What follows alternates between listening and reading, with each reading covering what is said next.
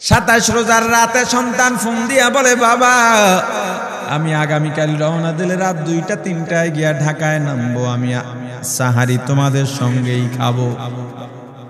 মা বসে আছে, মায়ের সন্তানের বাবাও বসে আছে, সন্তান আসবে। রাত্র 2টা-3টা হয়ে গেছে, সাহারির সময় হয়ে গেছে, সন্তানের খবর নাই। শেষ টাইমে মা বাবা সাহারি খেয়ে ফজরের নামাজ পড়ে দরজার মধ্যে অপেক্ষা করতেছে, সন্তানের খবর নাই। 8টা, 9টা, 10টা বেজে গেছে, মায়ের মনটার ভালো লাগে না। স্বামীকে ডেকে বলে, স্বামীরে আমার সন্তান কই, আমার মনটা ভালো লাগে না, একটা ফোন লাগাও। স্বামী ডাক দিয়া বলে, চিন্তা করো না, ঈদের সময় যানজট থাকতে পারে, চলে আসবে। কিছুক্ষণ পর বাবার মনটাও ভালো লাগে না, বাইরে নেমে পায়চারি করতেছে। হঠাৎ করে একটা ফোন চলে আসছে। সন্তানের ফোন দেখে বাবার সে কি আনন্দ। ফোন রিসিভ করে যখনই সালাম দিল, অপর প্রান্ত থেকে সালামের উত্তরে সন্তানের কণ্ঠ পাওয়া যায় না। বাবা ডেকে বললেন, বাবা তুমি কে? এটা তো আমার সন্তানের কণ্ঠ নয়, তবে মোবাইলটা আমার সন্তানের। ওপার থেকে ডাক দেয়া বলে, আপনি কি এই লোকেই মোবাইলওয়ালার বাবা? বলে, হ্যাঁ। আপনি এখনো বাড়িতে কি করেন? আপনার যেই সন্তান ঢাকা থেকে গাড়ি নিয়া 2500-এর দিকে রওনা দিয়েছিল, ওই গাড়িটা 2500 পৌঁছতে পারে নাই। পথিমধ্যে সংঘর্ষে রাস্তার মধ্যেই অনেকগুলো মানুষ মারা গেছে, অনেক যুবকও তার মধ্যে আছে। রাস্তার পাশে সাদা কাপড় দিয়া ঢাকা। দেখেন আপনার সন্তান এই লাশের মধ্যে আছে কিনা। মোবাইলটা আমি রাস্তার পাশে পড়ে পাইলাম। বাবা পাগলের মতো একটা দৌড় দিছে। মা মনে করছে সন্তান বুঝি কাছাকাছি চলে আসছে। অন্যান্য সন্তানদের ডাক দেয়া বলে, তোরা কে, কোথায়, এদিকে আয়, তোদের ভাই বুঝি কাছাকাছি আসছে। আমার কলিজার টুকরা সন্তান, তোর বাবা যে আগায় আনতে গেছে, তাড়াতাড়ি নতুন চাদর বিছা, বালিশের কভার গুলো খুলে নতুন কভার লাগা, পানি গরম বসা, আমার সন্তান এসে গোসল করবে।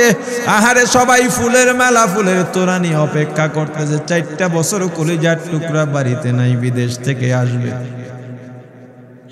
বাবা স্পটে গিয়া দেখেন অনেকগুলো লাশ সাদা কাপড় দিয়া ঢাকা। একটা একটা মাথার উপর থেকে কাপড় উঠান আর কৌতূহল বাড়তেছে, কাপড় উঠান আর কৌতূহল বাড়ে। হঠাৎ তাকায় দেখে কলিজার টুকরা সন্তান লাশের মিছিলে শামিল হয়ে গেছে। বাবা সন্তানকে ধরে কাঁদেন আর বলেন, বাবা এত আদর আপ্যায়ন তোর জন্য, এত প্রস্তুতি রে বাবা। তোর মা তোর পথে বসে আছে রে বাবা, কি জবাব দিব বল? তুই যেদিন রওনা দিয়ে বিদেশ চলে গেলি, তোর মা সারা রাত ঘুমায় নাই, দরজায় গিয়া তোর পথের দিকে তাকা রইছি। কত রাত আমি মা আমি বাবা দেখলাম, তোর মা গভীর রাতে বিছানায় নাই, খুঁজতে খুঁজতে দেখলাম দরজায় গিয়া তোর মা কাঁদে। কত রাত তোর মা তোর জন্যে নামাজ পড়তে পড়তে রাত্রটা নির্ঘুম কাটায় দিছে রে বাবা। কত রাত তোর মা তোর জন্যে দোয়া করতে করতে নির্ঘুম রাত্র কাটায় দিছে। এই 4 বছরে 8টা ঈদ, ঈদের সময় আমরা নতুন কাপড় কিনছি, নতুন কাপড় পরছি। তোর মায়ের জন্য আমি নতুন শাড়ি এনে খাটের উপরে রাখলাম। ঈদের নামাজ পড়ে এসে দেখি কাপড়টা খাটের উপরেই আছে। তোর মা প্রথম ঘরেও নাই, মাঝের ঘরেও নাই, পেছনের ঘরেও নাই। খুঁজতে খুঁজতে গিয়া দেখি তোর মা কিচেন রুমে আছে। ওই নাস্তা নাড়াইতেছে, দুধ নাড়তেছে, দুধ উথলাইয়া পুইরা যাইতেছে, খবর নাই। আমি তাকায় দেখলাম তোর মায়ের 2 চক্ষু দিয়া টপ টপ করে পানি পড়তেছে। ডাক দিয়া বললাম, ওরে বিবি, ঈদের দিনে তুমি কেন কাঁদো? তোমার জন্য শাড়ি আনলাম, সেটাও কেন পরলা না? তোর মা জবাব দিয়া বলছে, রে স্বামী গো, আপনারা যখন নামাজের জন্য রওনা দিয়া গেলেন, আমার অমুক সন্তান আপনার সঙ্গে যায় নামাজ দিয়া নতুন পোশাক পরে নামাজে রওনা দিয়েছে, কত সুন্দর লাগছে দেখতে। হঠাৎ করে তাকায় দেখলাম আমার কলিজের একটা মানিক আপনাদের সাথে নাই। আমার মনটার ভালো লাগে না, আমি ফোন দিলাম আমার মানিকের কাছে।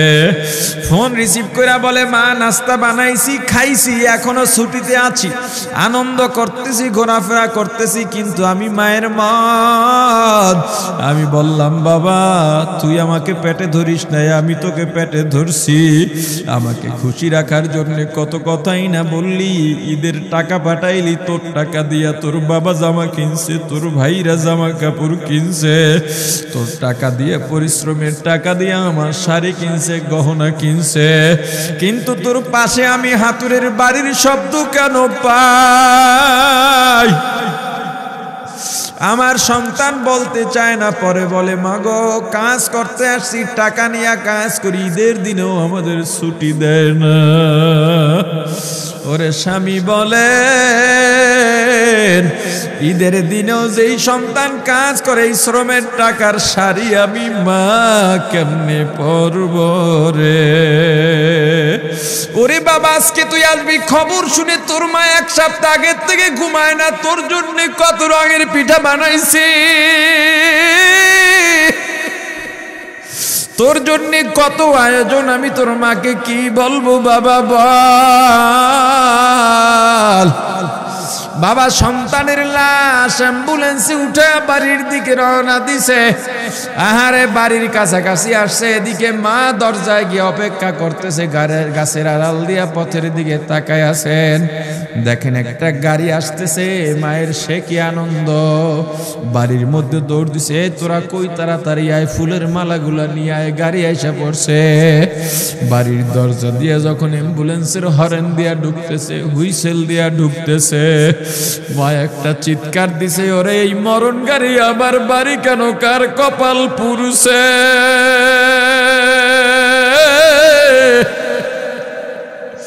অ্যাম্বুলেন্সের দরজা খুলে তাকায় দেখে কলিজার টুকরা সন্তান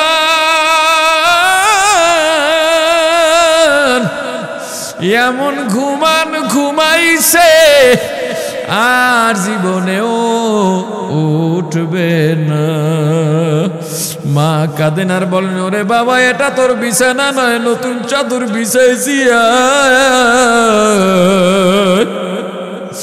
বোন কান্দে আর বলে, ভাই আরে তোর জন্য ফুলের মালা পরাইছি, ফুলের মালা বানাইছি, একটু মালা পরাবো। মা ডেকে বলেন, রে সন্তান, 4টা বছর আমি তোর মা ডাক শোনার জন্য অপেক্ষা করছি, তোর জন্য গরম পানি করছিলাম, গোসল করবি, সেই গরম পানি যে তোর জীবনের শেষ গোসল হবে বুঝি নাই। ওরে পর্দালের মাগো, আর কোন ভাষায় বুঝাইলে বুঝবারে মা, দুনিয়ার জীবনটা ক্ষণস্থায়ী, এই দুনিয়ায় নাফরমানি করা যাবে না, এই দুনিয়ায় নাফরমানি করা যাবে না, অহংকার দেখাবার কিচ্ছু নাই, এই দুনিয়া ছেড়ে যাওয়া লাগবে। আল্লাহ এত দয়া করছেন, মায়া করছেন, ওই আল্লাহর সঙ্গে নাফরমানি করো না রে ভাই, ওই আল্লাহর নেয়ামতের অশুকরিয়া করো না, আল্লাহর নেয়ামতের শুকরিয়া আদায় করো, দুনিয়ার সব মোহ ত্যাগ করো, দলের মায়া ত্যাগ করো, দুনিয়ার মায়া ত্যাগ করো। এ আওয়ামী লীগ বিএনপি যারা করো, ক্ষমতায় যারা বারবার যাও, ক্ষমতায় তোমার দল গেলেই তুমি দাপট দেখাও, যুবকরে তোর 2টা পা ধরা লাগলেও পা ধরবো রে ভাই, এই ক্ষমতা কিচ্ছু না, দাপট কিচ্ছু না, ওই কিয়ামতের ময়দানের নাজাতের চেয়ে বড় দাপট আর কিচ্ছু নাই। আল্লাহ রক্ত দিছেন, আল্লাহ জীবন দিছেন, আল্লাহর এই রক্ত আর জীবন দুনিয়ার কুফরি পুঁজিবাদী কুফরি গণতন্ত্রের জন্য দিস না, এই রক্ত আল্লাহর জন্য রাখ, এই জীবন আল্লাহর জন্য রাখ। আমার রাসূলের সুন্নাত দিয়া নিজেকে মোড়াইয়া নে, নিজের জীবনটা গড়াইয়া নে, ওই পরকাল হবে তোমার আমার জন্য মহা শান্তির জায়গা।